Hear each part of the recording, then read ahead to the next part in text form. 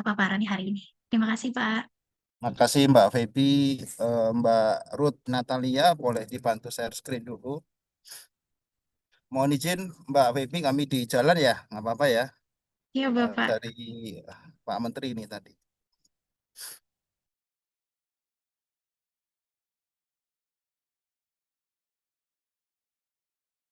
Baik, Assalamualaikum warahmatullahi wabarakatuh. Yang saya hormati pimpinan Pusluhtan yang hadir di ruang Zoom, yang saya hormati Bapak Ibu semuanya, pejabat pimpinan tinggi lingkup Kementerian Pertanian, dan sahabat-sahabat penyuluh pertanian seluruh Indonesia. Salam sejahtera untuk kita semuanya. Yang pertama tentu marilah kita panjatkan puji syukur kehadirat Tuhan Yang Maha Kuasa Allah SWT ya atas rahmat dan karunia-Nya pada pagi hari ini kita diberikan kesehatan, kekuatan untuk menjalankan tugas-tugas kita ya di Kementerian Pertanian, dan untuk yang menjalankan ibadah Ramadan semoga diberikan kekuatan dan kelancaran sampai nanti berbuka. Sahabat-sahabat penyuluh pertanian seluruh Indonesia, jadi kami diminta oleh Pak Kepala Biro untuk menyampaikan terkait dengan penyelenggaraan penyuluhan pertanian pasca pemberlakuan Peraturan Presiden Nomor 2 Tahun 2026. Ya, sebagaimana kita ketahui bersama, sahabat-sahabat semuanya ya, sebelumnya ada Inpres 3 2025 pendaya gunaan penyuluh pertanian mendukung swasembada pangan nasional. Nah, Inpres 3 itu kemudian diikuti dengan Perpres yang sudah diundangkan ya di dalam lembaran negara pada tanggal 26 Januari 2026 kemarin. Lanjut, slide-nya dilanjutkan.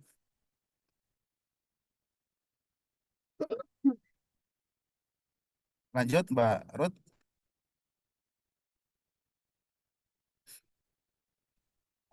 Sahabat-sahabat penyuluh pertanian semuanya, seluruh Indonesia, eh, materi saya agak panjang, jadi ini sengaja di depan kami bikinkan summary-nya, ringkasannya.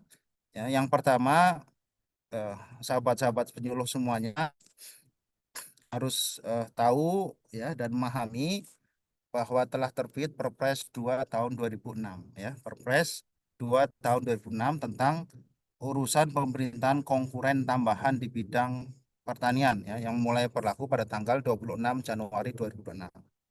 Perpres ini semakin memperkuat ya sahabat-sahabat semuanya terkait dengan ya kewenangan pemerintah pusat untuk melakukan pengelolaan penyuluh pertanian ASN ya. Dalam hal ini adalah PNS dan P3K ya. Jadi pasca Inpres 3 2025 diikuti dengan Perpres ini semakin kuat ya sahabat-sahabat penyuluh semuanya itu di bawah komando Kementerian Pertanian. Oleh karena itu nanti ya pasca terbitnya Perpres 2 2006, karena kewenangan pengelolaan penyuluh pertanian ASN itu sepenuhnya menjadi kewenangan pusat ya dalam hal ini Kementerian Pertanian, mulai dari perencanaan ya, pengadaan, pengembangan, peningkatan kapasitas penyuluh pertanian ASN, maka sudah tidak ada lagi formasi penyuluh pertanian ASN di pemerintah daerah. Kemudian teman-teman penyuluh pertanian, Bapak Ibu semuanya juga harus memahami, sekalipun demikian ya, Perpres 2 2026 masih memberikan kewenangan ya kepada pemerintah daerah provinsi maupun pemerintah daerah kabupaten kota ya. Karena prinsip dasarnya sebenarnya ya, ini teman-teman penyuluh harus memahami juga ya terkait dengan sistem pemerintahan daerah ya, sesuai dengan Undang-Undang 23 tahun 2014 ya tentang pemerintahan daerah, bahwa penyuluhan ini bagian daripada urusan pemerintahan di bidang pertanian yang bersifat konkuren. Ya, bersifat konkuren itu artinya apa? Artinya kewenangannya dibagi ya, dibagi antara pemerintah pusat, pemerintah provinsi, dan pemerintah kabupaten kota. Sehingga nanti pemerintah daerah provinsi dan kabupaten kota itu tetap melaksanakan penyuluhan pertanian dalam satu daerah provinsi maupun kabupaten kota ya sesuai dengan kewenangan ya.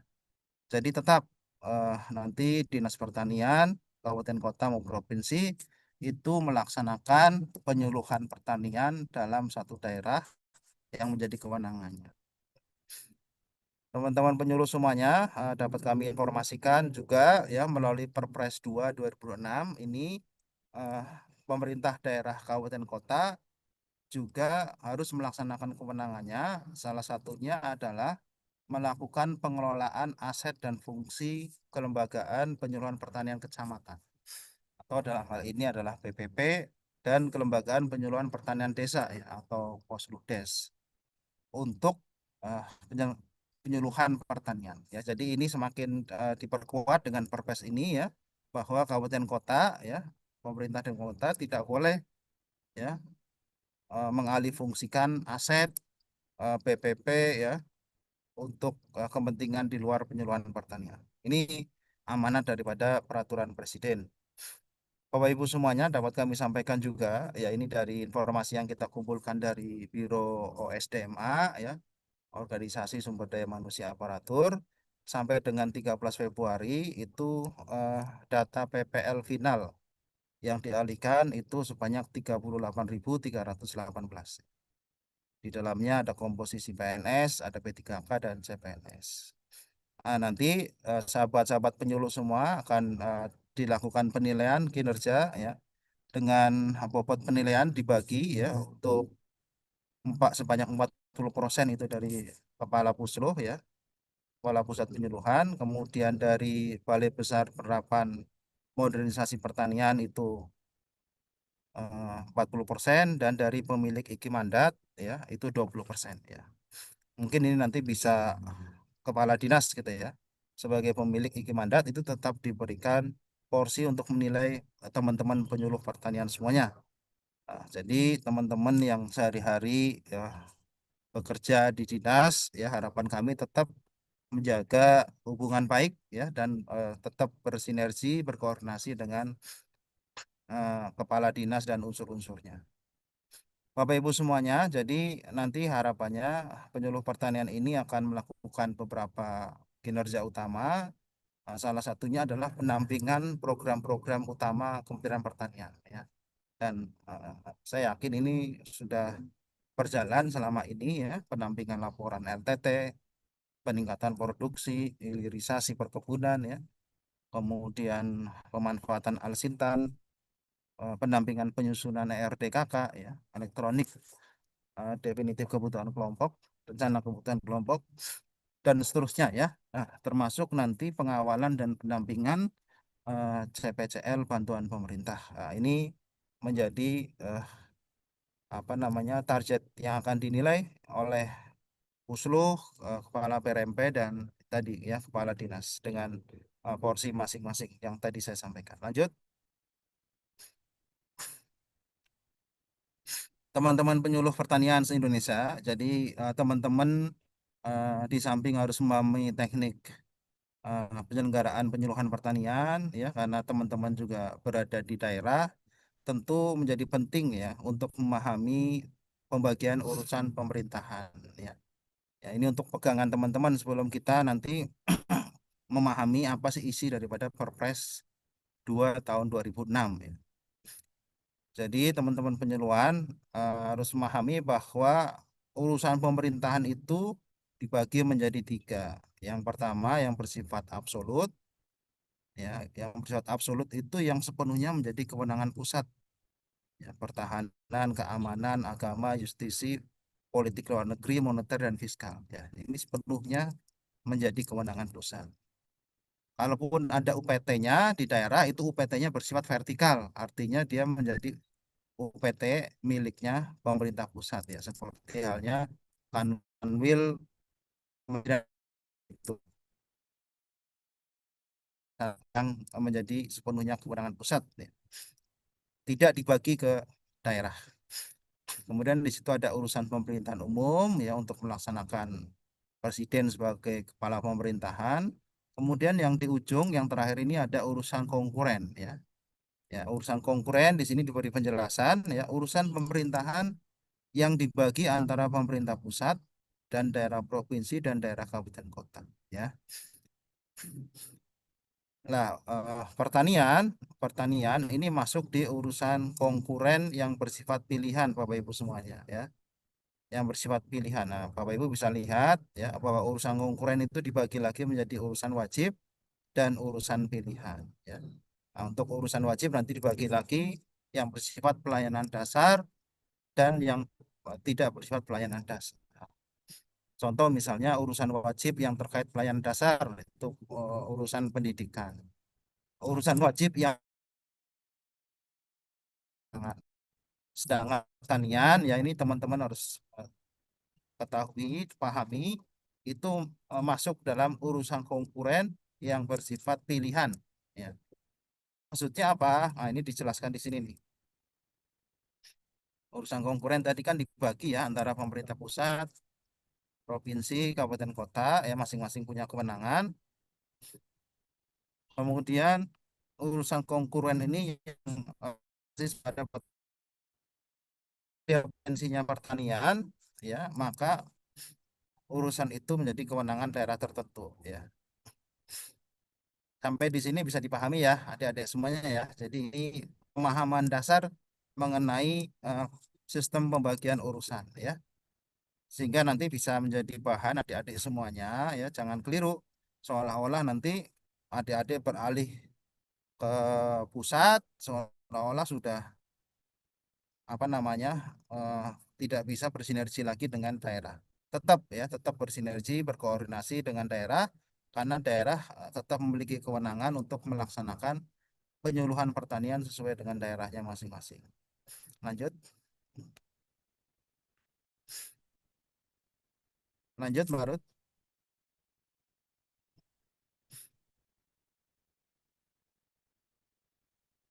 Bisa dilanjutkan.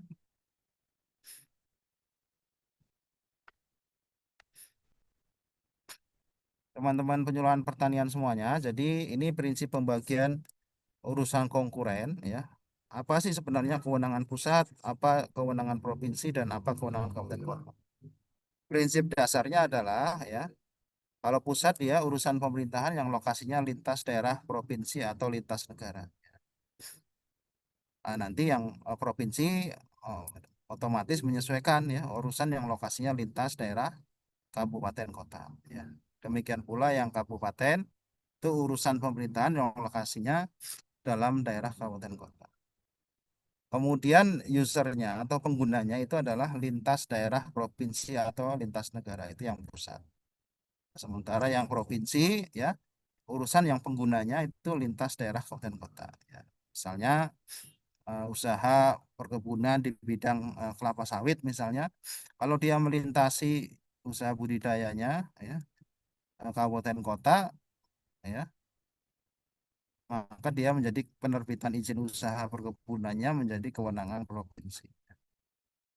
Kalau dia masih dalam skup kabupaten kota, maka dia menjadi kewenangan bupati. Kemudian urusan dampak negatifnya lintas daerah provinsi atau lintas negara. Ya, ini menjadi kewenangan pusat. Nah, nanti yang kewenangan provinsi, kewenangan kabupaten kota menyesuaikan. Kemudian urusan yang penggunaan sumber dayanya lebih efisien apabila dilakukan oleh pemerintah pusat. Ya. Kemudian urusan yang peranannya strategis bagi kepentingan nasional, ya, termasuk dalam konteks sekarang ini ya pemerintah pusat sedang melaksanakan ya asta cita Bapak Presiden khususnya yang kedua ya untuk mewujudkan swasembada pangan nasional ya. Ini menjadi satu urusan yang peranannya sangat strategis ya untuk pertahanan dan keamanan eh, nasional kita ya karena kebutuhan pangan itu kebutuhan yang sangat fundamental ya yang tidak boleh ya, ditunda. Lanjut.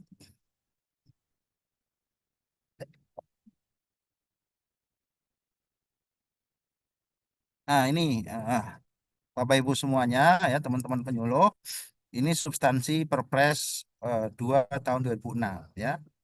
Perpresnya tidak terlalu banyak pasalnya ya, karena ini hanya sifatnya sebenarnya menambah lampiran Undang-Undang 23 2014 tentang pemerintah daerah ya, karena di dalam Undang-Undang Pemda ya Undang-Undang 23 2014 memang yang saat ini berlaku belum mengatur mengenai ya sub urusan ya atau sub bidang penyuluhan pertanian. Ya, makanya terbit Perpres ini untuk melengkapi ya Undang-Undang Pemda Bapak Ibu semuanya. Jadi sebenarnya substansinya nggak terlalu banyak. Substansinya adalah membagi kewenangan ya, membagi kewenangan terkait dengan urusan pemerintahan konkuren sub bidang penyuluhan pertanian. Apa yang menjadi kewenangan pusat, apa yang menjadi kewenangan provinsi, apa yang menjadi kewenangan daerah kota, itu diatur di Perpres ini Bapak Ibu semuanya. Nah, dari matrik ini ya, kita sepintas sudah bisa melihat ya, memahami bahwa masing-masing tingkatan pemerintahan itu punya kewenangan ya, tidak sepenuhnya kemudian dilaksanakan oleh pusat. Tidak ya, ini teman-teman penyuluh harus bisa memahami ini. Makanya sekali lagi teman-teman harus tetap bersinergi, berkoordinasi ya dengan pemerintah daerah ya, dengan kepala dinas. Nah, ini kita bisa lihat ya dari matrik ini ya, ada saudara-saudara semuanya, apa yang menjadi kewenangan pemerintah pusat ya, yang di kolom paling kiri, mulai dari penyelenggaraan penyuluhan pertanian nasional, perumusan kebijakan ya, pengelolaan penyuluh pertanian ASN ya, huruf C. Huruf C ini penting sekali. Ini huruf C ini adalah menjadi dasar hukum ya, yang memperkuat pengalihan penyuluh pertanian ASN ke pusat ya. Ya, karena konsekuensinya nanti ya sepenuhnya yang melakukan perencanaan, pengadaan, ya pengembangan kapasitas pegawai ya penyuluh ASN ini hanya pusat. Oleh karena itu nanti tidak ada lagi formasi penyuluh pertanian ASN di Pemda ya. Kemudian dan seterusnya ya sampai pengelolaan sistem informasi. Apa yang menjadi kewenangan provinsi ya saudara-saudara bisa sama-sama kita baca. Yang pertama, pelaksanaan penyuluhan pertanian dalam satu daerah provinsi. Yang kedua, pengorganisasian penyuluh pertanian lintas kabupaten kota di wilayah provinsi ya. Artinya itu tadi ya, karena prinsipnya adalah konkuren ya, konkuren itu artinya dibagi kewenangannya, provinsi sekalipun ini masih punya kewenangan ya untuk melaksanakan penyuluhan dalam satu daerah provinsi ya. Ini kebijakan di dalam Perpres 2 2006 ya. Termasuk pengordinasian penyuluh pertanian lintas kabupaten kota ya, ini juga ya. Jadi tetap nanti kepala dinas punya peranan untuk menilai kinerja penyuluh pertanian ASN ya sebanyak 20% ya agar penyuluh pertanian ASN yang di provinsi ya itu tetap bersinergi ya dengan Pemda. Demikian pula yang kewenangan daerah kabupaten kota itu juga melaksanakan penyuluhan pertanian dalam satu daerah kabupaten kota. Dan yang kedua, pengordinasian penyuluh pertanian di wilayah kabupaten kota. Dan yang ketiga, pengelolaan aset dan fungsi kelembagaan penyuluhan pertanian kecamatan dan desa untuk penyuluhan pertanian. Ya, ini saya titip pesan dengan sungguh-sungguh khusus yang huruf C ya. Karena saya mendengar ini sudah mulai banyak yang melakukan pengalihan fungsi PPP ya nanti teman-teman penyuluh bisa membantu menyampaikan mengkomunikasikan kepada pimpinan di dinas bahwa dengan terbitnya Perpres 2 2006 ini semakin kuat ya perintahnya ya untuk agar BPP ya tidak dialihfungsikan peruntukannya di luar penyuluhan pertanian. Ya ini perintah daripada Presiden sekalipun dulu sudah juga diperintah di dalam Inpres 3, ini semakin dikuatkan lagi ya dengan Perpres ya. Jadi eh, pemerintah daerah kabupaten kota ya harus melaksanakan kewenangannya untuk mengelola aset dan fungsi PPP ya untuk penyelenggaraan pertanian. Lanjut,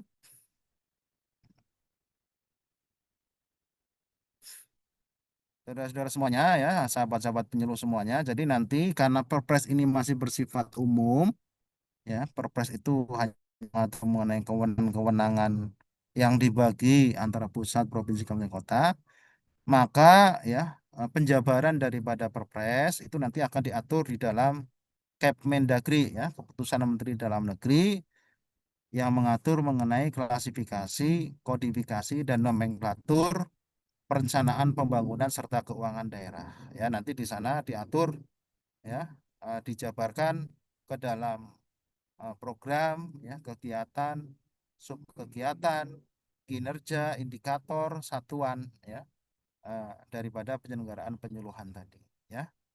Untuk yang saat ini masih berlaku Kepmendagri 900 ya, titik 1 tahun 2025 ya. Nanti ke depan kita lakukan penyesuaian ya, karena sudah terbit Perpres 2 2026. Jadi kewenangan tadi yang muncul di kabupaten kota ya, mulai dari melaksanakan penyuluhan tingkat kabupaten kota, pengordinasikan penyuluh ya, kemudian mengelola kelembagaan penyuluhan pertanian kecamatan itu nanti dijabarkan ya ke dalam program dan kegiatan di dalam sistem klasifikasi, kodifikasi dan nomenklatur perencanaan pembangunan serta keuangan daerah. Lanjut.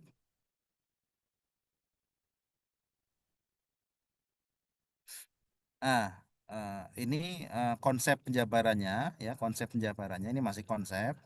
Nanti ya, konsep ini akan coba kita usulkan masuk di dalam sistem kodifikasi tadi. Ya, biar nanti daerah bisa melakukan perencanaan dan penganggaran ya, Bapak Ibu semuanya. Karena untuk dapat melakukan perencanaan dan penganggaran di daerah itu harus masuk di dalam Kepmendagri tadi ya. Itu menjadi dasar hukum nanti daerah mengalokasikan anggaran untuk membiayai penyelenggaraan penyuluhan pertanian di daerah. Nah, ini untuk contoh misalnya ya, ini untuk kewenangan pusat melakukan ke bawah aja Mbak, yang kewenangan yang nomor 3, yang pengelolaan penyuluh pertanian ASN. Nah ini ya saudara-saudara semuanya ya, misalnya ini dibunyi di perpresnya kan tadi kewenangan pusat salah satunya adalah pengelolaan penyuluh pertanian ASN ya. Maka ya penjabarannya itu adalah merencanakan ya, mengadakan, mengembangkan dan meningkatkan kapasitas penyuluh pertanian ASN ya. Kegiatannya apa aja yang terkait dengan ini? Kegiatannya tentu adalah misalnya pemetaan pengusulan formasi ya, penetapan wilayah binaan ya, penyelenggaraan uji kompetensi ya, ini untuk teman-teman yang mau naik jenjang ya, kemudian pengembangan karir penyuluh pertanian ya. Nah, ini penjabaran ya dari Perpres 2 2016 yang nanti akan kita usulkan masuk di dalam Kependagri kodifikasi. Lanjut ke kabupaten kota, ke kewenangan kabupaten kota.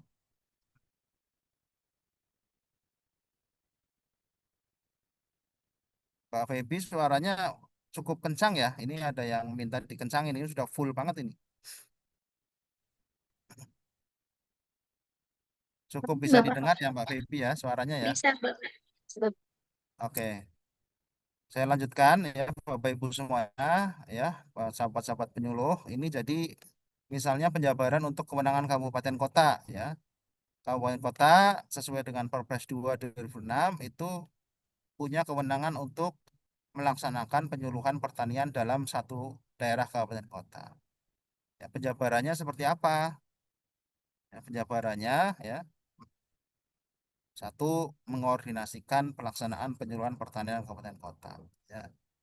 Nah, kegiatannya nanti menyusun rencana program kegiatan penyuluhan pertanian di kecamatan dan desa. Ya. Jadi tetap ya, nanti dinas eh, daerah itu tetap akan mengordinasikan penyusunan eh, program kegiatan penyuluhan pertanian di kecamatan dan desa. Kemudian termasuk melaksanakan kegiatan demplot, demfam, ya, dem area, kemudian koordinasi kegiatan penyuluhan pertanian antar kecamatan. Ya. Kemudian penjabaran yang lain ya terkait dengan pengelolaan kelembagaan penyuluhan pertanian kecamatan, ya ini sudah dijelaskan kegiatannya, mengembangkan PPP ya, Balai Penyuluhan Pertanian. melaksanakan penilaian kelas dan klasifikasi BPP ya sebagaimana ini juga sudah berjalan ya kelas-kelas BPP.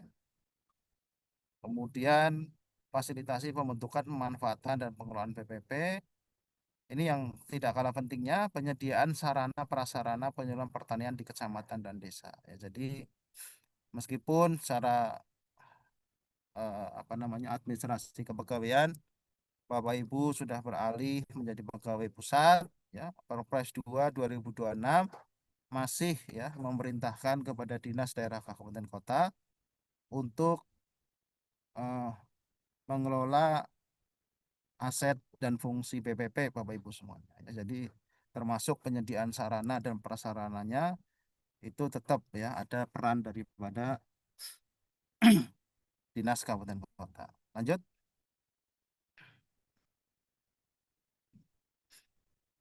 lanjut Mbak Rut, bisa dilanjutkan.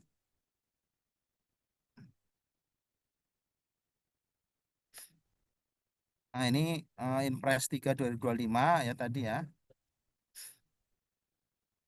Memang kita diberi waktu 1 tahun dan sampai dengan Januari atau Februari 2006 sudah beralih ya menjadi pegawai pemerintah pusat. Lanjut aja ini. Nah, saat ini data final yang dialihkan per 13 Februari itu sebanyak 38.318. Lanjut.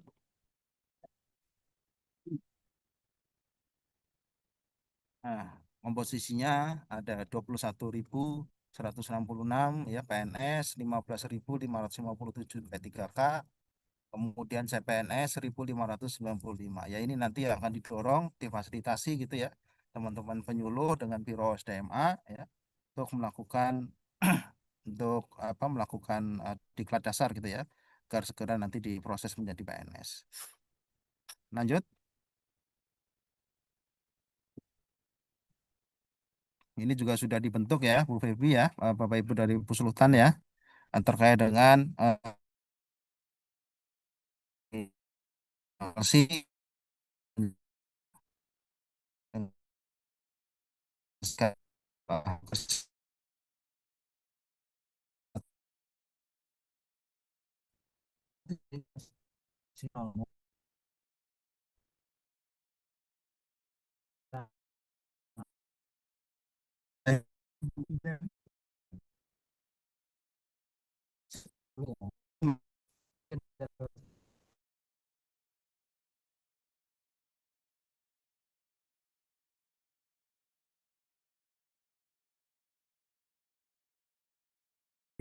Mohon izin Bapak, mungkin ada kendala di internetnya Pak.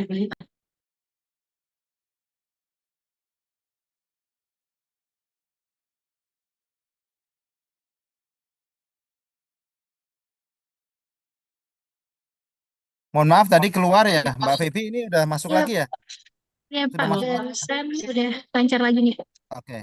Lanjut, Baik, ini lanjut. silakan Ini Pak. kan sudah terbentuk kan ya ini ya, Kelsey dan Timja. Nah, ini rinciannya ya, berapa banyak yang utama, madya, muda dan pertama ya sesuai jenjang jabatan dan rincian berdasarkan golongan. Itu juga sudah dikompilasi oleh Biro OSDMA ya. Lanjut. Ini predikat kinerja nanti Bapak Ibu akan dinilai ya sesuai dengan Permen Pan RB 6 2022 ya. Nah, nanti pejabat penilai ini harus memahami ya eh, kuadran kinerja pegawai ya. Ada sangat baik ya, ada baik, ada butuh perbaikan ya. Kemudian nanti akan dinilai apakah di atas ekspektasi, sesuai ekspektasi ya atau di bawah ekspektasi. Lanjut.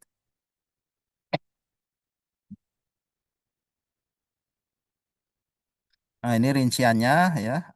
Kalau realisasi kerjanya di atas 100% ya, bobotnya, range-nya, koefisiennya, nilainya maka ratingnya akan diberi nilai di atas ekspektasi. Ya ini sesi ini mungkin lebih banyak nanti teman-teman Biro OSDMA ya untuk menjabarkan lebih dalam lagi terkait dengan perhitungan nilai dan predikat kinerja penyuluh pertanian.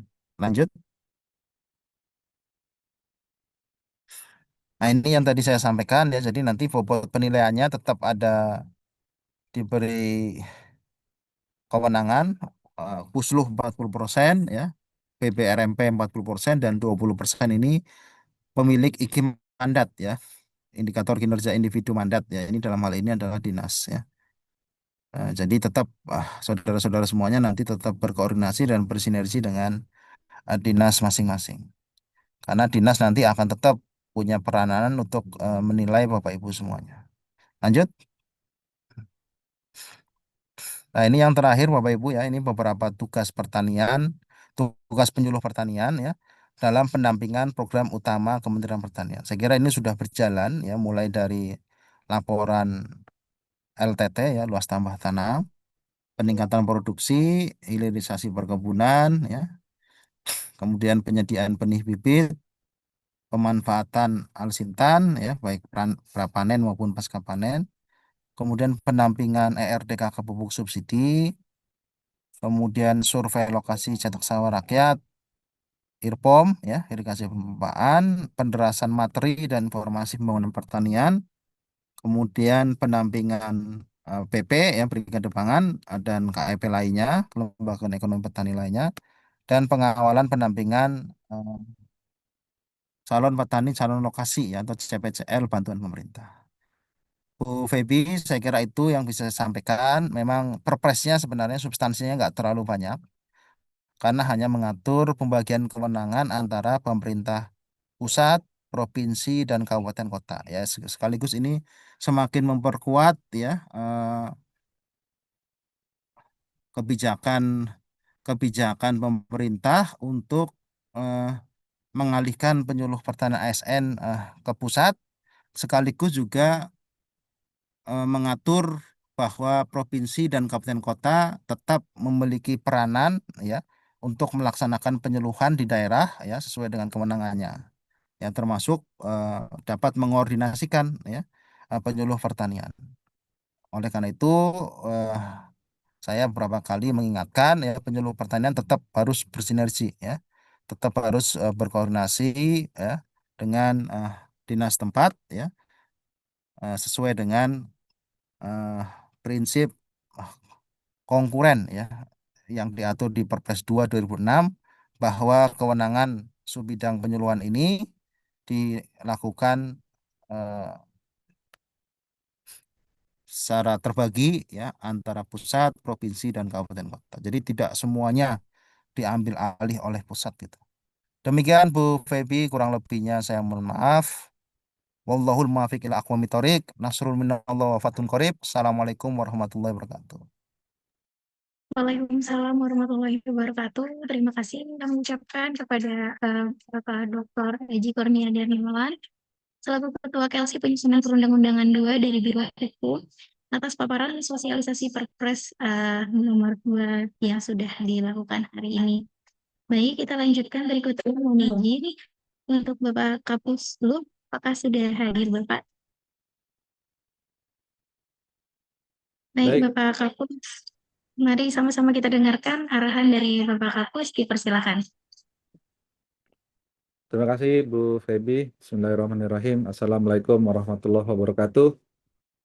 Selamat pagi, Bapak Ibu, para penyuluh yang kami cintai, dimanapun Bapak Ibu berada di seluruh Nusantara. Alhamdulillah, pagi hari ini kita diberikan kesehatan, keselamatan, kekuatan untuk menjalankan tugas-tugas kita, meskipun kita saat ini berada di bulan suci Ramadan. Mudah-mudahan ini menjadikan kita lebih semangat lagi dalam bekerja, karena semakin banyak pekerjaan kita lakukan, semakin banyak amal yang akan kita peroleh. Insyaallah, amin. Bapak Ibu yang telah hadir, Alhamdulillah ini 16.000 para penyuluh seluruh Indonesia. Ada beberapa hal yang kami sampaikan. Yang pertama, tadi Alhamdulillah dari Biro Hukum Kementerian Pertanian sudah memberikan sosialisasi terkait dengan Kepres nomor 3 tahun 2026, bagaimana pembagian tugas antara penyuluh, ya, pembagian tugas di pusat di provinsi dan kabupaten. Artinya Bapak Ibu semuanya semua masih bekerja, semua masih mendampingi Bapak Ibu, ya masih mengkoordinasikan kegiatan Bapak Ibu di lapangan, ya. Bapak Ibu secara kepegawaian sudah pindah di pusat, namun demikian untuk koordinasi di daerah, di provinsi maupun di kabupaten ini masih sangat erat, ya. Jadi kita tetap melakukan kegiatan koordinasi bersama dinas.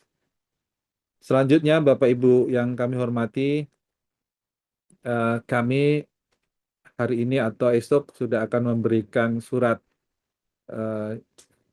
yang pada intinya bagaimana penugasan Bapak Ibu semuanya di lapangan, ya. Ini kami sudah koordinasi pada hari Jumat kemarin bersama semua eselon 1 Kementerian Pertanian dan sudah ada petunjuk bagaimana penugasan Bapak Ibu semuanya di lapangan, ya, untuk sama-sama berperan aktif melakukan kegiatan pendampingan dan pengawalan terhadap program strategis Kementerian Pertanian. Bapak Ibu, kita ketahui ya di Kementerian Pertanian ini ada 8 ya dirjen teknis ya kurang lebih. Ada sektor tanaman pangan, ada hortikultura, ada peternakan, ada perkebunan, ada PSP, ada lahan dan irigasi. Ya, ada 6 subsektor teknis ya.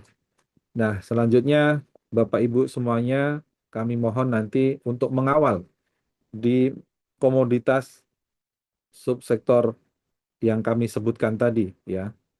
Dengan diantaranya melakukan pendataan CPCL, kemudian nanti melaporkan data pencapaian target program prioritas, ya, dan tentu terlibat di dalam kegiatan pembinaan, pengawasan, evaluasi yang dilakukan baik oleh Sekretariat Jenderal, Dirjen, Kepala Badan maupun oleh Inspektorat Kementerian Pertanian.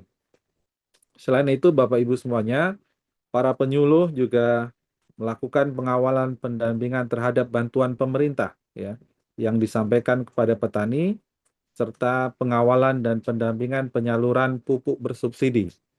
Nah, peran penyuluh pertanian dalam hal ini ya sebagaimana Permentan nomor 2 tahun 2026 kita para penyuluh melakukan kegiatan identifikasi kesiapan CPCL di kecamatan, kemudian juga melakukan membuat berita acara pada aplikasi e-Banper yang nanti akan dilakukan oleh Ketua Tim Kerja Pengelolaan Penyuluh Pertanian Kabupaten. Selanjutnya juga nanti dilakukan verifikasi kesiapan CPCL dan pembuatan berita acara pada e-Banper oleh Ketua Kelompok Substansi Pengelolaan Penyuluh Pertanian Provinsi. Selanjutnya juga pengusulan CPCL ini dilakukan oleh Kepala BBRMP Provinsi. Dan terakhir, Bapak Ibu, peran penyuluh ini juga melakukan pengawalan pendampingan terhadap pupuk bersubsidi sesuai dengan Permentan nomor 3 tahun 2026, di mana Bapak Ibu wajib melakukan pendampingan dan pengawalan penyusunan ERDKK, kemudian juga menjadi tim verifikasi dan validasi penyaluran pupuk bersubsidi bersama Dinas Pertanian, ya, tentu yang membidangi pertanian. Nah, ini Bapak Ibu nanti akan kami berikan surat secara tertulis yang kami sampaikan kepada para Ketua Kapoksi maupun para Katinker, dan tentu kami akan tembuskan ke kepala dinas masing-masing. Itu yang pertama. Selanjutnya yang kedua terkait dengan Tukin ya. Bapak Ibu semuanya perlu kami klarifikasi bahwa untuk Tukin ini tidak ada perbedaan antara ASN maupun P3K. Semua kami usulkan bersamaan menyeluruh tanpa terkecuali ya untuk para ASN dan P3 yang sudah memenuhi syarat. Adapun Bapak Ibu yang belum menerima, memang pada hari Jumat kemarin ada kendala di Kemenkyu di mana servernya sempat down ya. Nah, hari ini kami sudah koordinasikan kembali pagi ini untuk SP2D ya, insya Allah sudah masuk semuanya dan mudah-mudahan nanti siang atau sore itu sudah masuk ke rekening Bapak Ibu. Ya. Mudah-mudahan semuanya diberikan kelancaran dalam proses SP2D dan masuk ke rekening Bapak Ibu semuanya. Ya, kami menyampaikan permohonan maaf ya karena memang data Bapak Ibu cukup banyak ya, 38.000 ini harus disesuaikan dengan kemampuan aplikasi yang ada ya. Jadi insya Allah Bapak Ibu Tukin semuanya akan terselesaikan.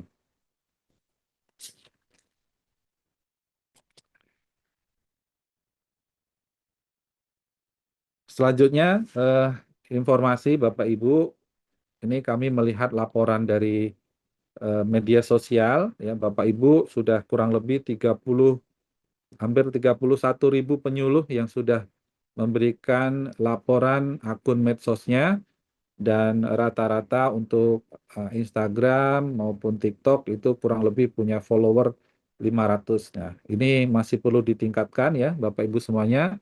Nanti di akhir Februari kami akan cek kembali.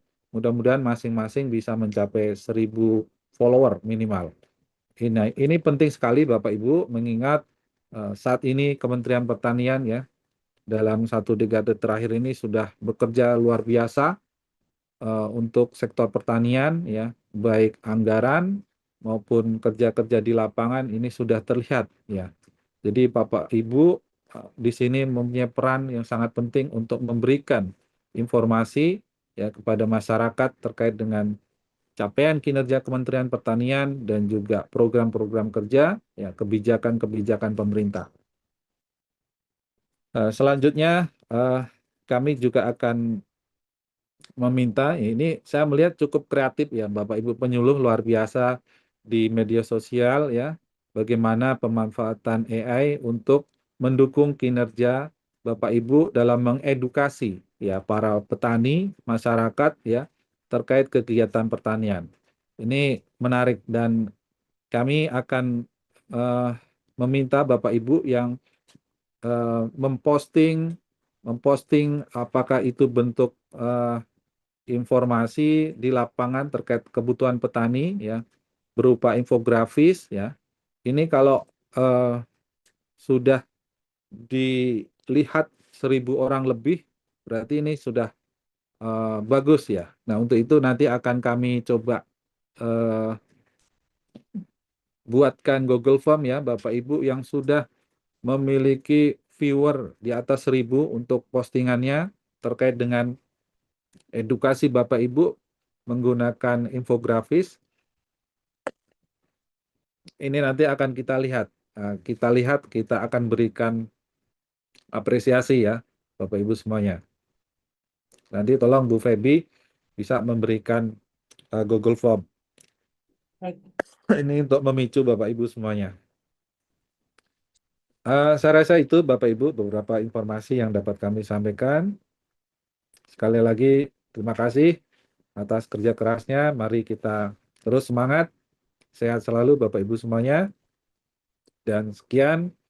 Terima kasih. Wassalamualaikum warahmatullahi wabarakatuh. Waalaikumsalam warahmatullahi wabarakatuh. Terima kasih Bapak Kapus. Mari sama-sama kita lanjutkan kembali acara kita yang terakhir adalah paparan dari tata usaha kepada Ibu Caca. Kami persilahkan.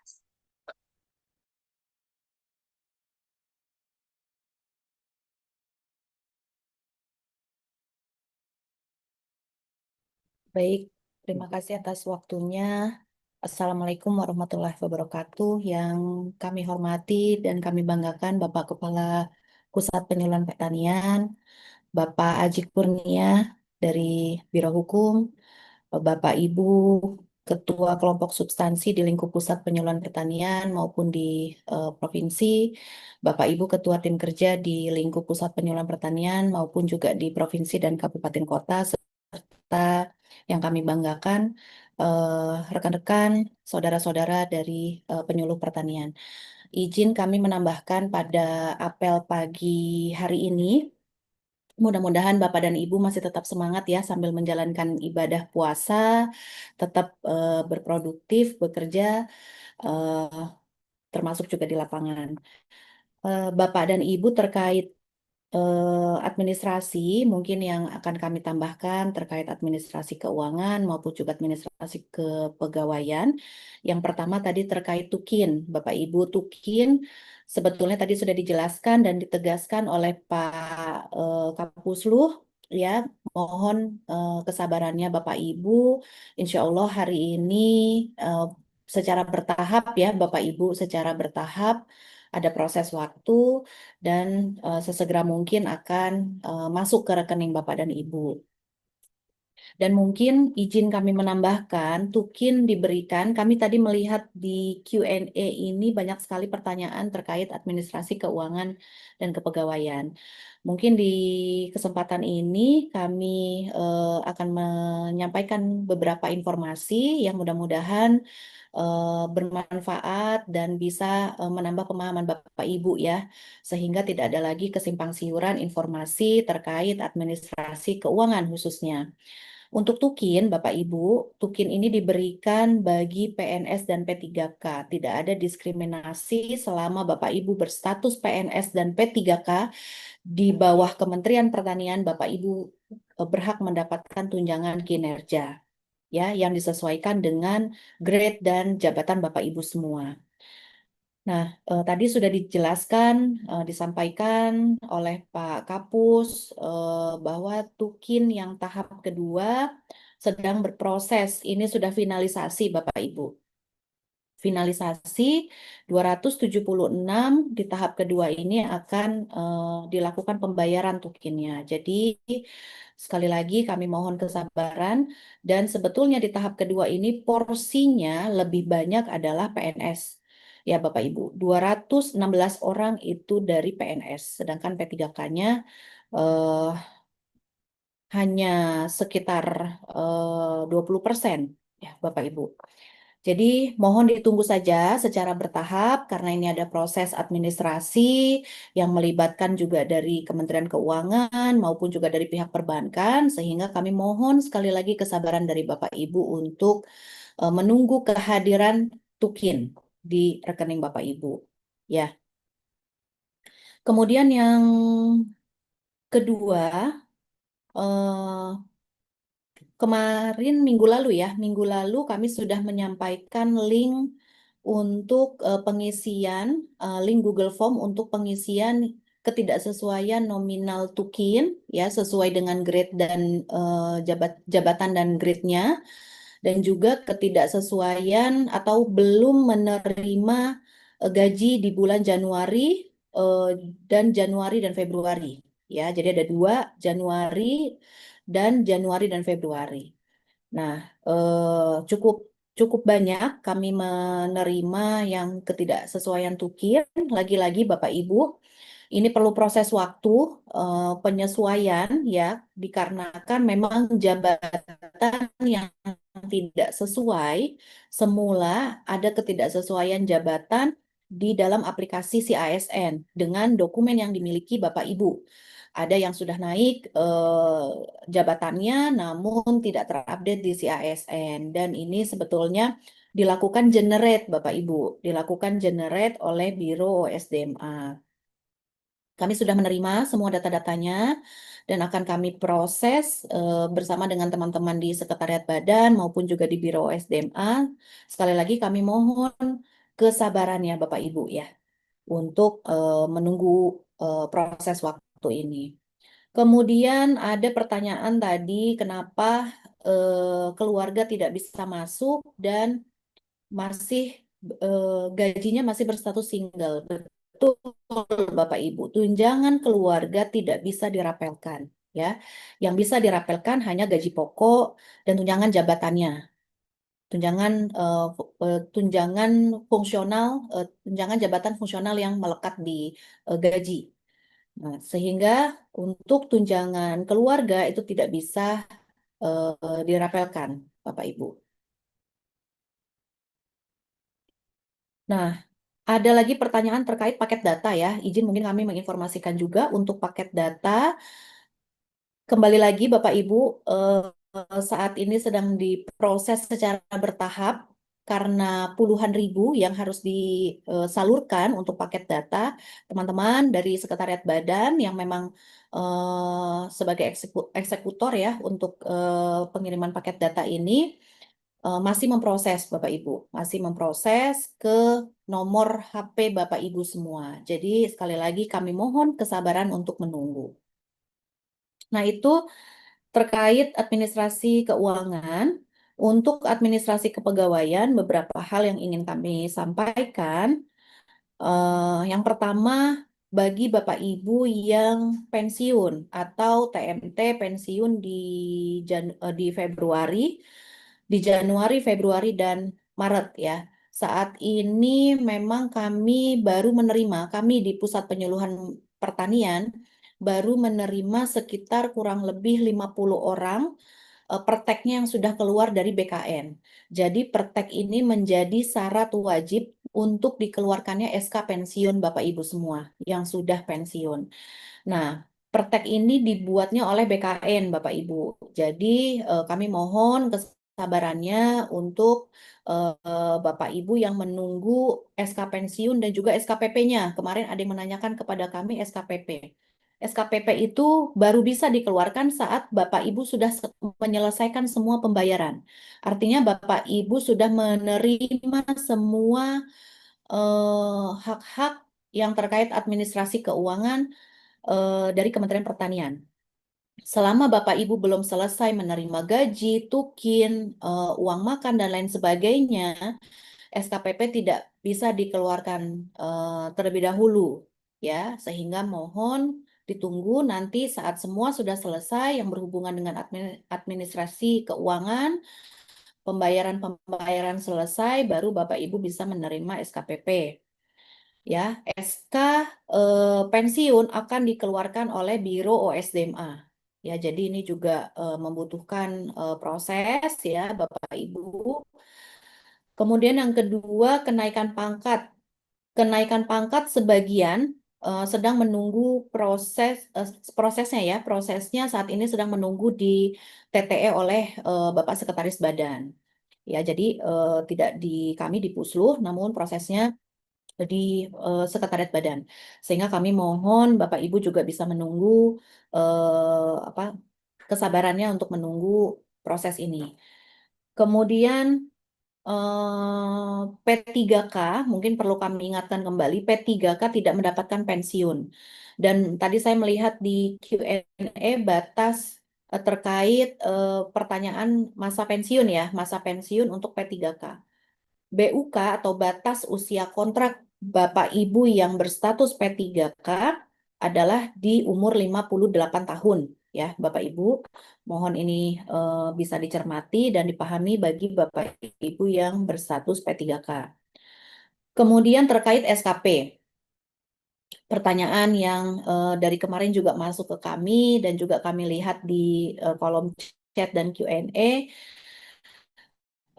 Terkait SKP, kami menghimbau untuk kepada seluruh Bapak Ibu Kelsi di provinsi bisa melakukan rekapitulasi, ya, bisa merekap SKP tahun 2025 dari penyuluh pertanian yang ada di wilayahnya, dari kabupaten kota yang ada di wilayahnya. Nah, SKP 2025 ini sebetulnya sebagai dasar pembayaran tukin dari mulai Januari sampai dengan Maret, Bapak Ibu. Jadi wajib dikumpulkan, dikolek oleh masing-masing KLC, dan nanti kami di pusat akan membuat Bitly ya, membuat link Bitly untuk menampilkan folder-folder dari masing-masing provinsi. Nah, nanti Bapak Ibu KLC maupun Katimkernya bisa mengupload yang sudah dikumpulkan. Yang sudah dikumpulkan di Bitly dari 38 provinsi untuk eviden tukin. Nah, dengan dibuat saja kolomnya, nama, NIP, kemudian predikatnya, dan di attach filenya, ya, di attach filenya Bapak Ibu. Nah, itu terkait SKP. Kemudian untuk PAK. PAK sementara Bapak Ibu bisa dilakukan secara manual terlebih dahulu ya, dibuat manual, di PDF-kan, kemudian saat nanti proses naik pangkat atau naik jenjang jabatan baru akan dilakukan peremajaan di e-kinerjanya. Ya, Bapak Ibu, jadi menunggu e-kinerja ini kembali apa namanya bisa mengakomodir dari Bapak Ibu semua, sementara untuk PAK dilakukan dulu secara manual. Nah, terkait e-kinerja sebetulnya sudah pernah kami sampaikan melalui grup di grup Kelsey ya, di grup Kelsey pernah sudah kami informasikan untuk jabatan fungsional penyuluh pertanian yang di instansi asalnya menggunakan e-kinerja tapi belum menyelesaikan transaksi klaim PAK ataupun SKP-nya di e-kinerja, maka perlu melakukan hal sebagai berikut. Jika belum dinilai SKP-nya ataupun sudah dinilai SKP-nya tapi belum klaim angka kreditnya via e-kinerja. Nah, saat ini kami sudah mengubah ke instansi lama. Silakan diklik di menu profil pada e-kinerja, lalu klik edit dan pilih unit organisasi saat penempatan di instansi lama. Ya, jangan diklik sinkron CASN. Jangan diklik sinkron CASN-nya. Kemudian dapat diinformasikan kepada pimpinan di instansi asal untuk melakukan penilaian SKP secara manual, Bapak Ibu. Jika sudah diklik,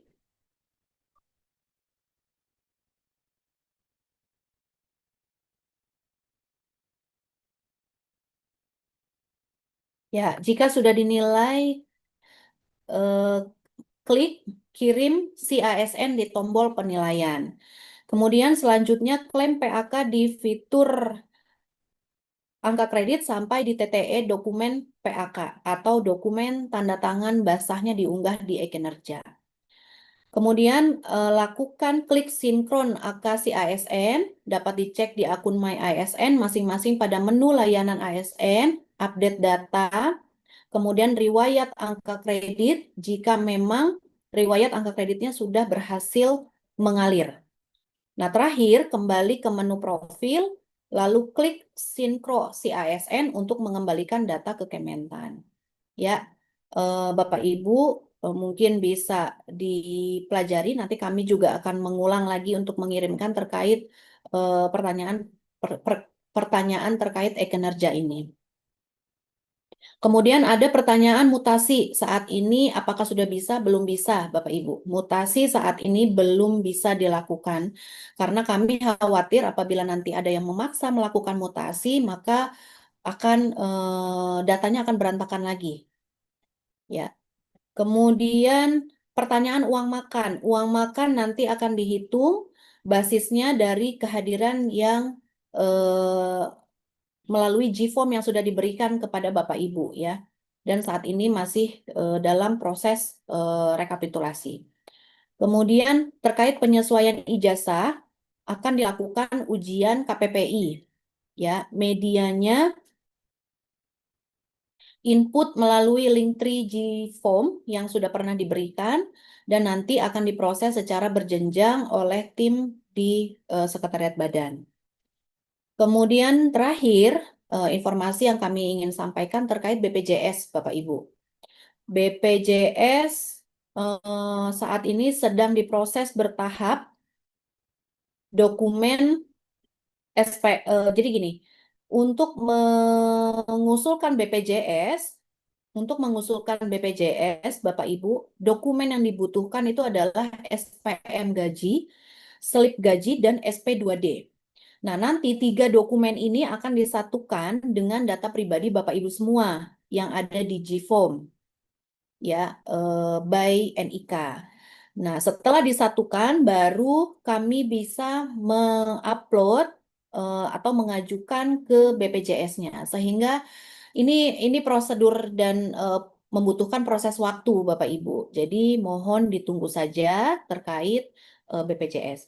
Mungkin demikian yang bisa kami sampaikan terkait informasi administrasi keuangan maupun juga administrasi kepegawaian.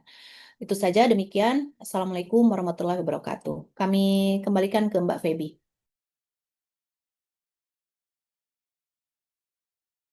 Waalaikumsalam warahmatullahi wabarakatuh. Terima kasih Ibu Caca untuk informasi yang sudah disampaikan pada pagi hari ini.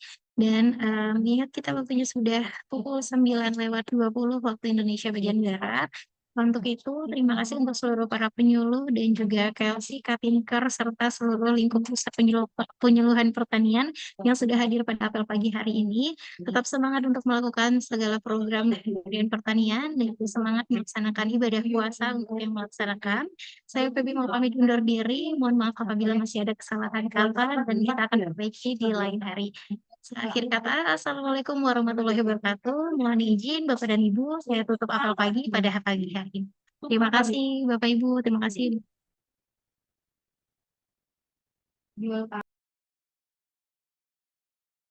Recording stopped.